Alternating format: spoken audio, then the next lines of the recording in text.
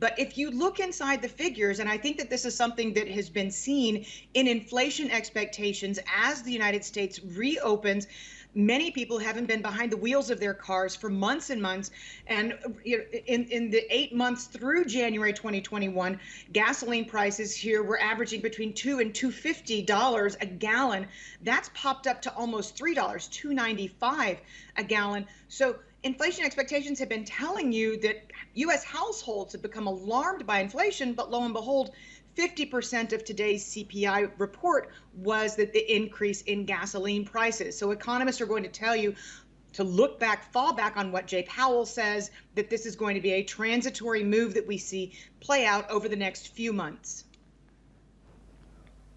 And indeed, there are also possibly a number of companies out there who've been holding off as long as they possibly can from passing on higher wholesale prices and costs to consumers. So maybe we'll start to see things showing up in future months. So we'd also like to know when you think that what seems to be going back to the theme of a really resilient market at the moment to bad news, when you think that this might end, this record-breaking rally.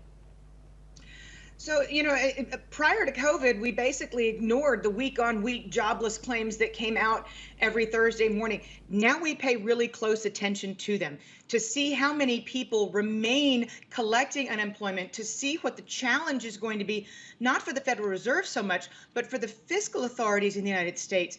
It seems like September the 6th is a million months from now, but the fact is Wall Street is a forward-looking mechanism. The markets are a forward-looking mechanism, and they will start to, the anxiety will start to grow if it looks like we're going to need a fourth extension of emergency unemployment benefits to be extended in this country, and the fact that we might be looking at entrenched permanent unemployment, which is certainly not what Federal Reserve policymakers want to see. We forget that headed into $2.5 trillion combined of, more than almost $3 trillion combined, that the 6 months that preceded it involved the Federal Reserve begging the U.S. Congress and administration to pass stimulus spending. We don't want to get back to that position again.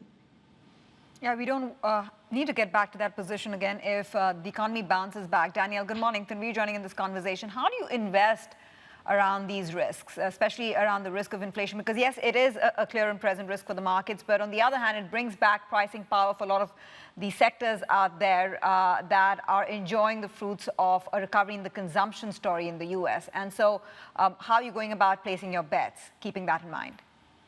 So I'm being very careful in the services space, if you will. Bank of America does some great work. Friend of mine, Michelle Meyer, who's an economist there, they do some great work that shows the day-to-day spending based on the fact that they've got a prism into checking accounts. And with the second stimulus package, it looked like spending petered out after the 11th day. In this case, we saw a peak out to the 6th day. So the risk is, if you're banking on the services spending splurge, which American households anticipated, we saw a huge spike in credit card spending in the month of February when it was apparent that this $1.9 trillion stimulus bill was going to be passed. A lot of American households bought in front of that. They pushed demand forward, if you will, in order to finance their spring break vacations. My concern on the services side is we don't see enough in the way of a follow through headed into the summer months. That makes you start to think that this is why the consumer staples rotating out of consumer discretionary into consumer staples is starting to look like it makes more sense.